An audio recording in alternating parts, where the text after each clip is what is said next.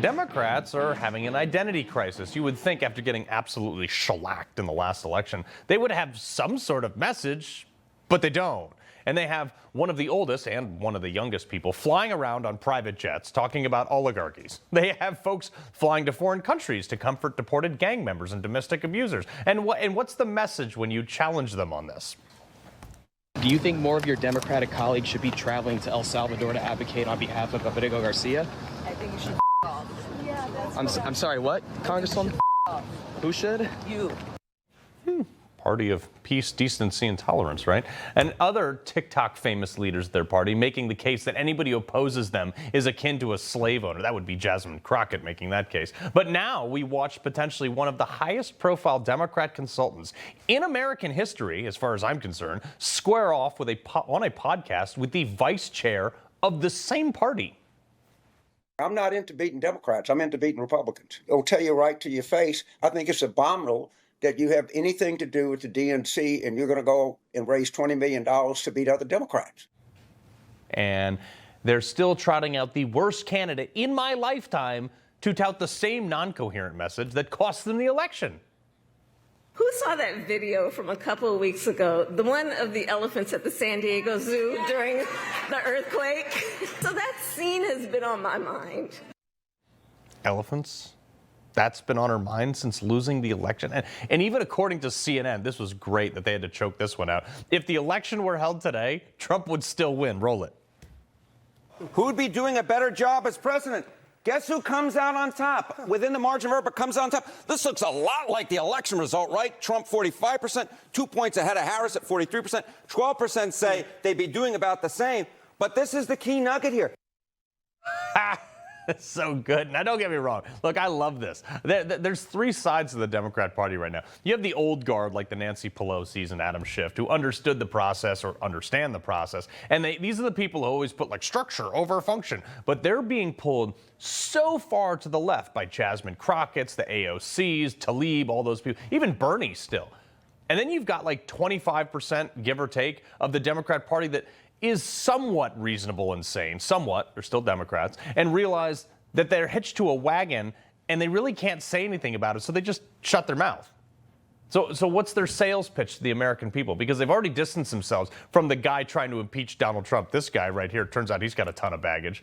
Well, according to their website, we're rolling up our sleeves and organizing for a brighter, more equal future. Together we will stand and elect Democrats up and down the ballot. Okay, how are you going to do that? If you scroll down, you can even actually buy some anti-Trump merch, and there's a sticker with Trump pointing at something, saying, I did that.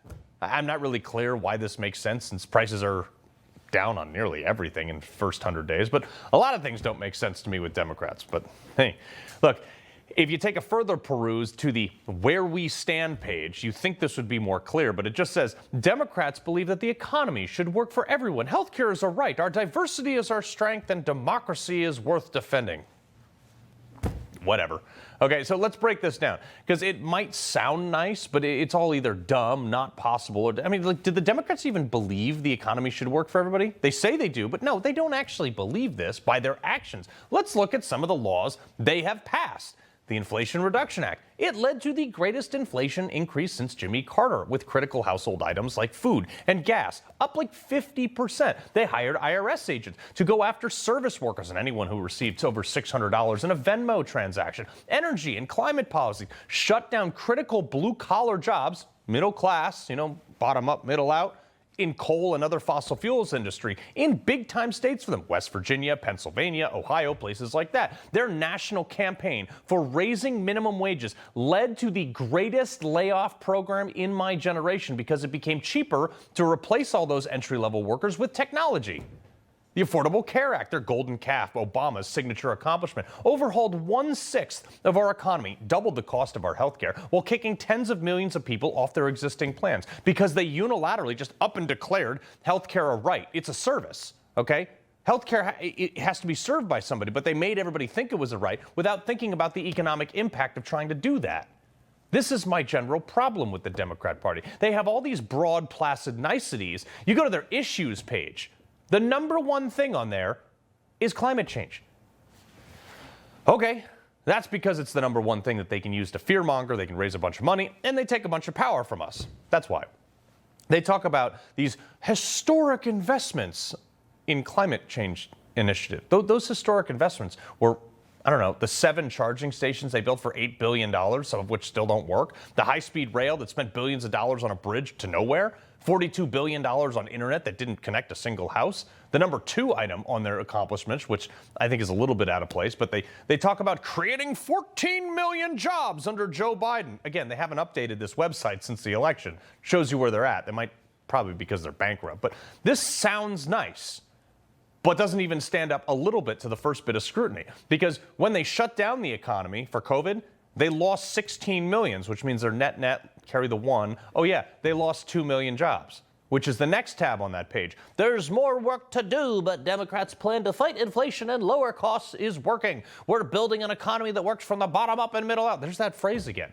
What does that even mean? Everything you did to the economy made it worse. Poor people are poor, and you want to take away the middle-class tax cuts that Trump gave them that would cost each household $2,000 or more a year. The next one down, too, this was a good one. Gas prices. I don't know if they realize that they're not in control of anything right now. Again, haven't updated the website since the election. As we build a clean energy future, we also ensure families have access to affordable gas and energy. The Biden administration worked with oil producers to help reduce gas prices and focused expanding domestic energy production. No, you didn't. None of that. None of this is true because you're not doing and you didn't do any of that. And when you were in charge of the White House, you didn't work with any oil producers. You slowed the drilling for oil in America more than any other administration. Gas prices doubled. And then right before the election, you drained the Strategic Petroleum Reserve in a last-ditch effort to lower prices for votes. They list on that same page, student loan debt. Okay, it says, Democrats are working to ease the burden of student loan debt with measures to forgive loans for eligible borrowers, expanding access to affordable education. Right, okay. My concern here is twofold. One, again, I don't think their website, again, has been updated. But 2, the Supreme Court said you can't do that. But also, what specific measures are you taking to expand the access of affordable tuition? Like, seriously, I've never heard any mainstream Democrat tell schools to lower their tuition. It's always like, oh, we need to loan them more money. Seriously, you cannot show me a single instance of that because they don't. Academia is like their bench for people. All they do is ask Americans, many of which already pay back their student loans, to pay for someone else's. And, this is funny. All the way down at the very bottom of the page, they have a nice little tab for veterans saying, Democrats are dedicated to supporting veterans and their families, ensuring that they have access to care, benefits, and opportunities they deserve. They're working to improve the VA system, expand benefits, and provide veterans with the resources they need to thrive after serving their country. Oh, really? This is such BS because after Trump fired nearly 8,000 VA employees for being incompetent, Democrats hired them right back, which led to a notable decrease in the quality of care for veterans. I should know. I am one. Not to mention, and this is why I know for a fact Democrats hate veterans, the U.S. government in 2021, did you know this? Under Joe Biden, they commissioned a study after January 6th that set out, and they set out to get this talking point. They wanted to paint veterans as extremists because of their support for not their policies. They noted that the definition of extremism could include owning guns, reading the Bible, being outspoken against the government, and supporting Donald Trump. Their definition of extremism included supporting Joe Biden's opponent. Tell me again how you're for veterans. You tried to declare most of us extremists. Get lost. And why anybody still falls for any of these Democrat talking points is beyond me. But here we are. I genuinely believe the supporters of the Democrat Party are simply there because they lack critical thinking skills to analyze the policies that have never made anyone's life better, other than illegal immigrants, gang members, criminals, politicians, of course, and people delinquent on student loans. He loves the Constitution. He fights for what's right.